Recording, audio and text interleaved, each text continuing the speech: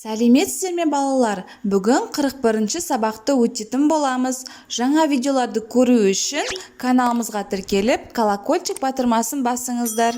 Хронологиялық даталардың көмегімен өмірбаянымды жазамын. Түбір сөз және туынды сөз. 15-ші жаттығу мәтінді рөлге бөліп оқы. Атасы Бекжанның білуге деген құштарлығына ерекше ден қояды. Ылғи жөн сілтеп отырады да жиі пысықтайды. Бекжан, сен кімнің баласысың? Атамның баласымын. Өзің кімсің? Қазақпын. Қайда тудың? Алматы қаласында. Сен қай тілде сөйлейсің? Қазақ тілінде сөйлеймін. Отаныңды білесің бе? Білемін. Менің отаным Қазақстан. Ержеткенде отаныңа қызмет етесің бе? Барлық күш-жігерімді отаныма арнаймын. Мәтін арқылы Бекжанның өмірбаянын біле алдың ба? Әрине, Бекжан туралы біраз ақпарат алдық. Бекжанның өмірбаянын білу үшін сендер қандай сұрақ қояр едіңдер? Сұрақ қою үшін төмендегі ақпараттармен танысу қажетпіз. Аты жөнің кім? Қай жердің тумасысың? Туған жыл, ай, күнің қандай? Қай елдің азаматысың? Ұлтың қандай? Қай рудан тарағансың? Отбасында неше адам бар деген сұрақ қояр едім. Алдымен балалар, өмірбаянның не екенін түсініп алайық. Өмірбаян дегеніміз адамдардың өмірі туралы әңгіме. Өмірбаян адамның туған жылы, айы, күнінен басталады. Одан кейін тұрған мекен жайы, отбасында қанша адам тұратыны туралы баяндалады екен. Ата, ататай, қазақ, қазақша сөздерін салыстыр, олардың мағынасындағы өзгерістерді байқа. Ата, ататай, қазақ, қазақша.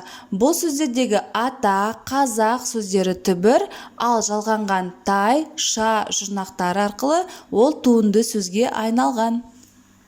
Өз өмірбаянды жаз. Мен Әсет қызы Әмина 2013 жылдың желтоқсан айының 23 жұлдызында Атырау қаласында дүниеге келдім. Ұлтым қазақ. Қазақстан мемлекетінің азаматымын. 2020 жылы Атырау қаласындағы мектеп гимназиясының 1-ші сыныбына қабылдандым. 3 тілді жетік меңгергенмін.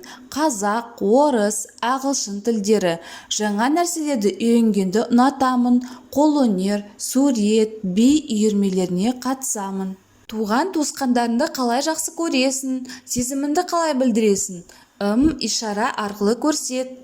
Мен туған туыстарымды, ата-әжелерімді өте қатты жақсы көремін. Олар басқа қалада тұратындықтан күнде көре бермеймін. Сондықтан сағынғанда телефон шаламын, хабарлама жазамын. Көрген кезде құшақ жая құшақтаймын, беттерінен сүйемін. 16-шы жаттығу суретте берген жануарлардың атын пайдалану арқылы мәтінді толықтырып жаз. Халықтың жыл санау есебінде 12 жыл аты бар. Қазақша жыл санау бойынша жылдар былай аталады екен.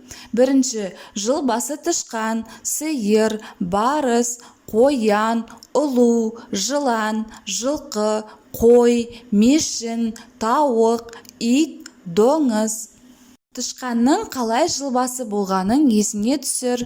Ол үшін біздер жыл басына таласқан хайуанаттар атты ертегіні есімізге түсірейік. Ерте заманда хайуандар жылдың басы болуға таласыпты. Сонда жылқы айтыпты: мен алысты жақын қыламын, күшімді көреді, сүтімді ішеді, қылма шейін арқан жіп еседі. Адамға менен пайдалы мал жоқ, жыл ағасы мен боламын дейді. Түйе айтады: сен адамның жұмысын қылсан, сұлы шөп асайтын тамағың үшін құл болдың. Міне, мен сен көтере алмайтын ауырды көтеріп, неше айшылық алыс жерлерге барамын. Аш болдым деп арпа сұлы сұрамаймын. Көде болса көде, жусан болса жусан. Не кез келсе соны қоре кетіп, табылса су ішіп, табылмаса шөлге де жолға жүре беремін. Жыл басы болуға мен ғана лайықпын дейді екен. Сиыр айтады: адам егін ексе менімен егеді, сүтімді ішеді, құрт май істейді, жыл басы болу маған лайық. Қой айтады, мен болмасам қазақ үйін немен жабар еді? Жүнімді алып киіз басады, жабағымнан киім тігеді, арқан жіп еседі, сүтімнен құрт май алады, шаруаға менен пайдалыларың жоқ дейді. Ит айтады, мен болмасам сендердің көбінді не ұрлап, не қасқыр жеп тауысар еді. Мен сендердің баршаларының бақташымын, дұшпан көрінсе үріп абалап, иеме хабар беремін дейді. Тауық айтады, мен болмасам кісі ерте жұмысына бармай ұйықтап қалар еді. Мен ерте тұрып, таң атты деп шақырып хабар айтамын. Кеш болса жатар мезгіл болды деп тағы шақырамын.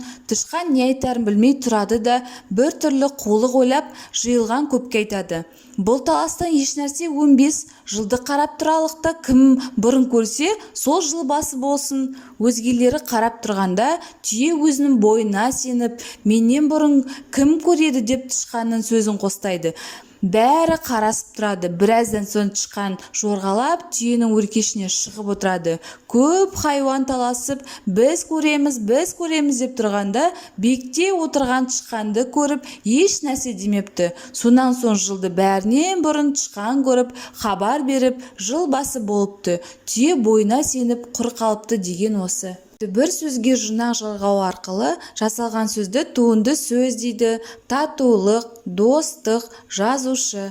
Халықтың халық түбірі, қазақша қазақ түбірі сөзі. 17-ші жаттығу ойлан тап. Бір үлкен кісі сұраған соң жасымды айтып едім, қозы жасында екенсің ғой деді. Түсінбесем де қайта сұрауға ұялдым. Қозы жасы деген нені білдіреді? Сұрақтың жауабын сөздіктен біліп ал. 10 жастан асқан баланы қазақ қозы жасында келді деп санайды. Қозы жасындағы баланың міндеті қозыны бағу. Бұл баланы еңбекке баулудың бастапқы кезеңі. Қозы жасы аталуы да осыдан екен балалар. Осымен біздің сабағымыз аяқталды. Арнамызға жазылуды ұмытпаңыздар. Барлық сабақтар арнамызда шығып отырады.